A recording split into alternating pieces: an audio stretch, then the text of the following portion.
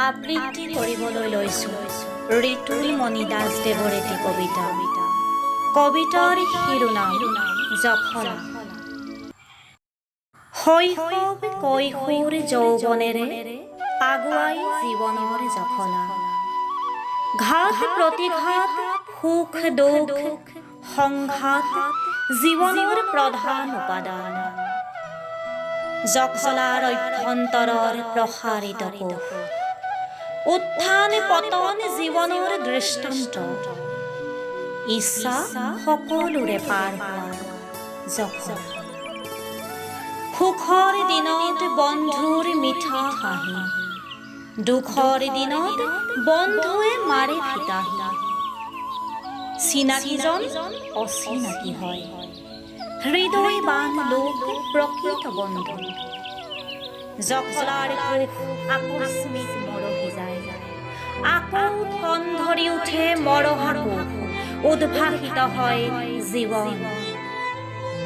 জখলা সমগ্ৰ বিশ্ব কৰোণা ত্ৰাস, প্ৰটকল ৰক্ষা কৰাৰ অভ্যাস, জীৱন অকলে বসবাস কৰাৰ কচৰৎ, মুক্ত বিচৰণত আইন প্ৰণয়ন। জীৱনৰ জখলাত ভাইৰাছৰ উপস্থিতি, তথাপিও জীয়াই থকাৰ বাসনা। প্ৰস্ফুটিত জীৱন অভিজ্ঞতা। জখলা পল অনুপল কৰি পাৰ হয় জীৱন, অনুভৱত পৃথিৱীৰ জীৱ বিশেষ। কোনোৱে সোণৰ জখলাৰে পাৰ কৰে জীৱন, অন্যজনে চুচৰি বাগৰি পাৰ কৰে জনম।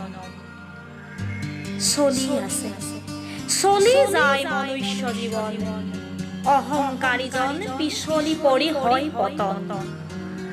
ক্ৰমশঃ অনুতপ্ততাৰে চেষ্টা কৰে বগাবলৈ জখলা।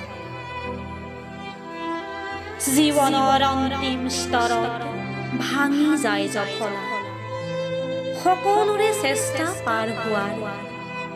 মৰিশালীৰে চুকত পৰি থাকে নশ্বৰ দেহ।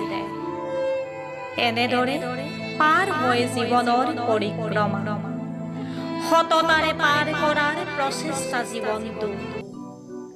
আমিও সাজি আছো জখলা, সততা সহিষ্ণুতা অধ্যৱসায় সাৰথি লৈ। জখলা মনুষ্য জীৱনৰ জখলা।